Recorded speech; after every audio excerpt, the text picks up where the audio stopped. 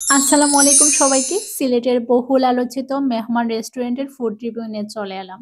সিলেট মানেই আমরা সাধারণত বাঙালি খাবারের জন্য পানসি বা বাজপাইকে জানি, কিন্তু এখন মেহমান রেস্টুরেন্ট নতুন চমক নিয়ে সিলেটে জায়গা করে নিয়েছে।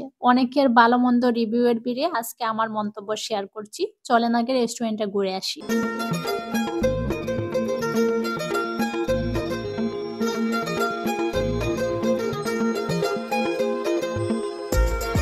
রেস্টুরেন্টে ঢুকতেই মাটির হাঁড়িতে রান্না দেখে কি যে ভালো লাগছিল বলার বাহিরে। আমরা নিচে না বসে উপরে গিয়ে বসলাম দ্বিতীয় তলায়। অনেক বড় স্পেস নিয়ে রেস্টুরেন্টে করা হয়েছে, বসার কোনো অসুবিধাই হবে না। আমরা সাধারণত পানসি কিংবা পাঁচপাইয়ে গেলে সিটের জন্য অপেক্ষা করতে হয়, সুবিধা অনুযায়ী সিট পাই না, কিন্তু এই জায়গায় সেটা হবে না আশা করছি। আপনাদেরকে মেনু কার্ডটা দেখাচ্ছি, দেখেন তাদের ফ্যামিলি প্যাকেজে ছিল মেনু কার্ডের মধ্যে। অনেক ভিডিওতে দেখেছি তাদের হান্ডি বিফ কিন্তু এখানে সেরা, কিন্তু আমরা সন্ধ্যায় যাওয়ার কারণে হান্ডি বিফ খাওয়া হয় নাই। নেক্সট অন্য একদিন গেলে ভাত খাবো হান্ডি বিফ দিয়ে। আমরা অর্ডার করেছিলাম চিকেন চাপ আর স্পেশাল নান। আমার কাছে টেস্ট ব্যক্তিগতভাবে খুবই ভালো লেগেছে। অনেকের ভিডিওতে খারাপ রিভিউ দিয়েছে দেখেছি, কিন্তু আসলে এক একজনের স্বাদ এক এক রকম, এক একজনের টেস্ট বার এক এক রকম হবে, এটাই স্বাভাবিক। তবে আমার কাছে বেশ ভালো লেগেছে তাদের সার্ভিস, খাবার দাবার থেকে শুরু করে সবকিছুই। আচ্ছা, এখন একটা গুরুত্বপূর্ণ কথা বলি। পপুলারিটি পাওয়ার পরে খাবারের মান বজায় রাখা কিন্তু খুবই গুরুত্বপূর্ণ। এটা তাদের ধরে রাখা উচিত আমি মনে করি। শুধু তাদের না, প্রতিটি রেস্টুরেন্টেরই এটা ধরে রাখা উচিত। আমরা অনেক রেস্টুরেন্টেই দেখি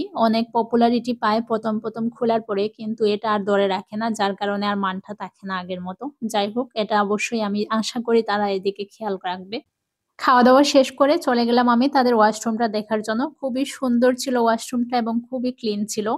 এই ছিল মেহমান রেস্টুরেন্টের আমার প্রথম দিনের অভিজ্ঞতা। নেক্সট ভিডিওতে অবশ্যই আপনাদের সাথে শেয়ার করব তাদের হান্ডি বিফ এবং বাকি যা যা আইটেম আছে ভাত খাওয়ার জন্য সবকিছুই। ডিটেলস ভিডিও অবশ্যই আসবে। এই পর্যন্তই, ভালো থাকুন। সবাইকে অনেক ধন্যবাদ আমার ভিডিওটি দেখার জন্য।